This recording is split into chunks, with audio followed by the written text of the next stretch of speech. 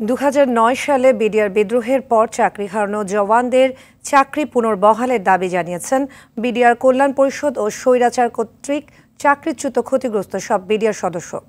যাদের বিরুদ্ধে মিথ্যা মামলা হয়েছে তাদের মামলা প্রত্যাহার এবং যাদের অন্যায়ভাবে জেলে রাখা হয়েছে তাদের মুক্তির দাবিও জানান জওয়ানরা।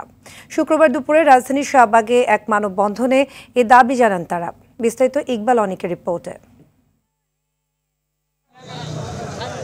2009 সালের 25 ও 26 ফেব্রুয়ারি ঢাকার পিলখানায় সীমান্তরক্ষী বাহিনীর সদর দপ্তরে বিদ্রোহের ঘটনায় 57 সেনা কর্মকর্তা সহ 74 জন নিহত হন।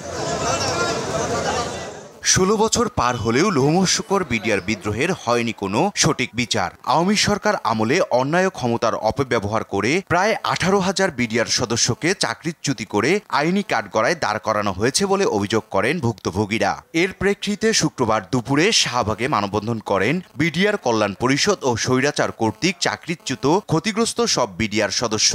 সেই সময় যারা হত্যাকাণ্ড ঘটিয়েছে তাদের বিচারের আওতায় এনে কঠিন শাস্তির দাবিও জানান তারা। 2009 সালে সেই পিলখানার ষড়যন্ত্রে 57 জন সেনা কর্মকর্তা ও বিডিআর সদস্য সহ সর্বমোট 74 জনের হত্যার কাণ্ডের কঠিন থেকে কঠিনতম বিচার দাবি করছে।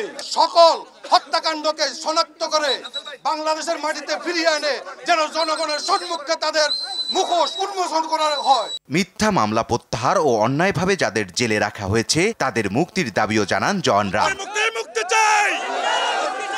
জেল জুলুমের অত্যাচার সহে বিভিন্ন মেয়াদে জেল থেকে বের হয়ে এখন মানবতার জীবন যাপন করছি। আমাদের প্রত্যেককে পুনরায় সুযোগ সুবিধা সহ বিজিবিতে বহন করে আমাদেরকে দেশ সেবা করার সুযোগ করে দেওয়ার জন্য আপনাদের সকলের দৃষ্টি আকর্ষণ করছি। এবং যে সমস্ত ভাইয়েরা মিথ্যা মামলায় জেলখানাতে সাজাপ্রাপ্ত অবস্থায় জীবনযাপন করছেন তাদেরকে অবিলম্বে জেল থেকে মুক্তি দেওয়ার জন্য দাবি জানায়। কোটা সংস্কার আন্দোলনে সাইদ সহ যাদের গুলি করে হত্যা করা হয়েছে তাদেরও আইনের আওতায় আনার দাবি জানান জওয়ানরা। ইকবাল অনিক, RTV, ঢাকা।